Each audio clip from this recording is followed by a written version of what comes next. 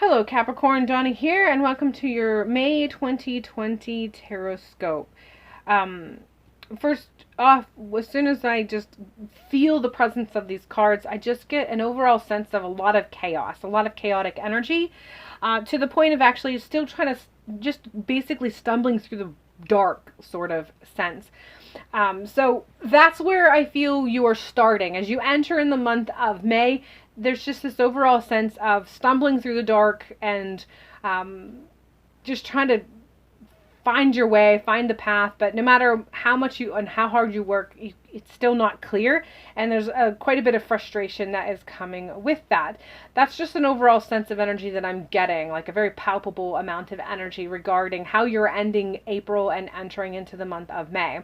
So to start off, we have the Queen of Pentacles here, and I just feel that you're being told to settle down and get grounded, get rooted. You need to take time to meditate. You need to take time to check in with yourself.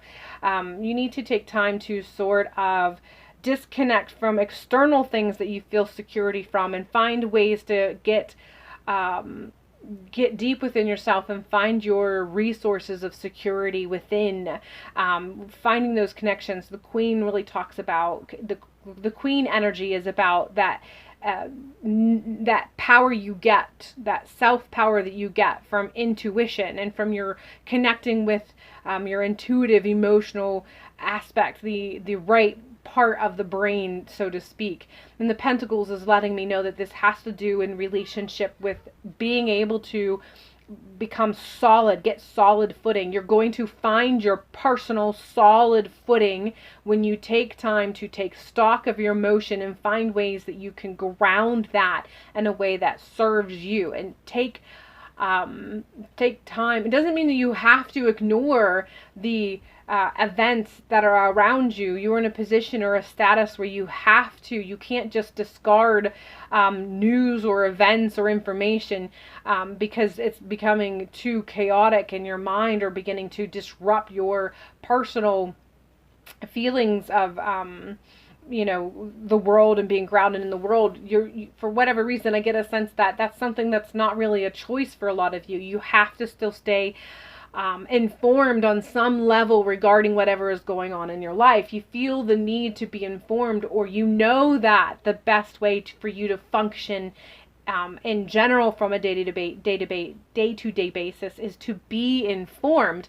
But you have to be able to figure out how you can take your position as queen and how you can take in that information and utilize it, ground it, and then look at it, and then be able to know intuitively what information you need to hold on to, what information you just need to file so that if it comes back up again, you have a reference, and what information you need to discard because it's not serving anybody, or at the very least, it's not serving you and it's not really necessary. That's your beginning point.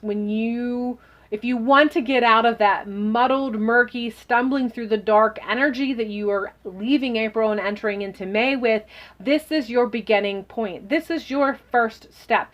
You must ground yourself. You don't have to disconnect from the information, especially if you feel that you have to have information for you to be able to move from day to day. But you need to figure out how you can take in that information and how you can make it serve you so that you feel more grounded, not less rooted, not uprooted.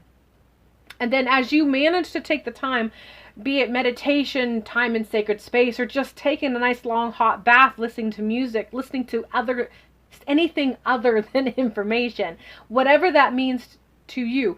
Once you have managed to sort of master that step, then you can move on to the next level, which is King of Cups, and that's the action. Then you can take action on this emotionally, this intuitive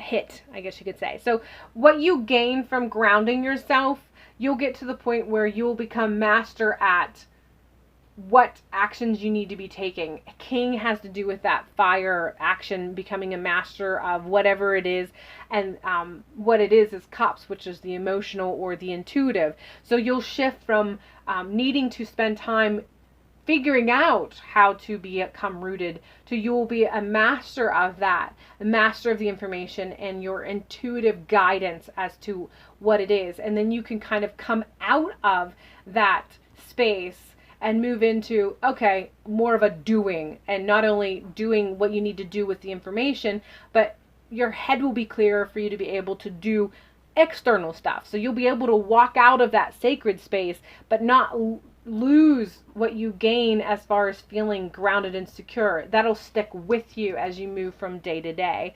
And overall, there's just an overall sense shown here in the Death card of how you really need to cut ties.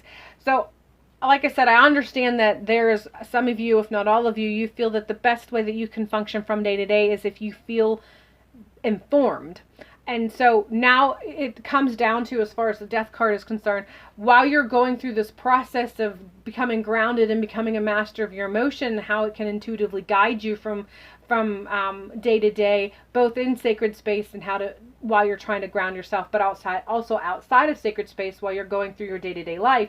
You're being told that you have to look at this information, and when you're going through the process of looking at your sources of information, if you're seeing a lot of repetition, maybe get rid of some of that source of information. If you are getting information, say, from 50 different sources, and you realize that 20 of them are saying the same thing, find a way to kind of cut out and only have one of those 20s that are one of those 20 sources that you feel is the most reliable and is actually giving you the information that you need that is less overwhelming. So it's giving it to you in such a way that you know that you're being informed, but you're not being emotionally manipulated at the same time. So you're just being asked to look at the information and cut some of them out, get rid of some of them, especially if there's repetition in information, and even more especially if you notice that the way that they're delivering the information, it might be time to look for new sources if you realize that the way that the information that you're receiving is being delivered in such a way to manipulate your emotions in the process as is informing you.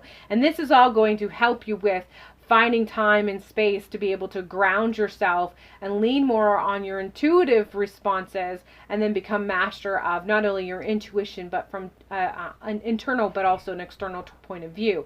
But all in all, we have this last card which talks, and it says it's tincture.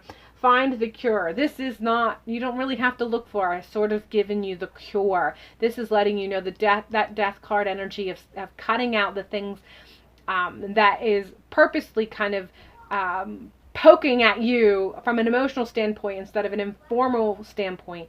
You need to cut that is your core cure, and then you can build on top of that. That's the beginning tincture. That's the first round of tincture cure that is available. After you kind of utilize this, you'll intuitively be guided as to what else you can utilize to help support you and become a cure to this stumbling in the dark energy that you begin April and enter into May with. All right, Capricorn, that's all I have for you for the month of May. I hope it's a good one. I hope May keeps you well and in good spirits, and hopefully I will see you in the next video.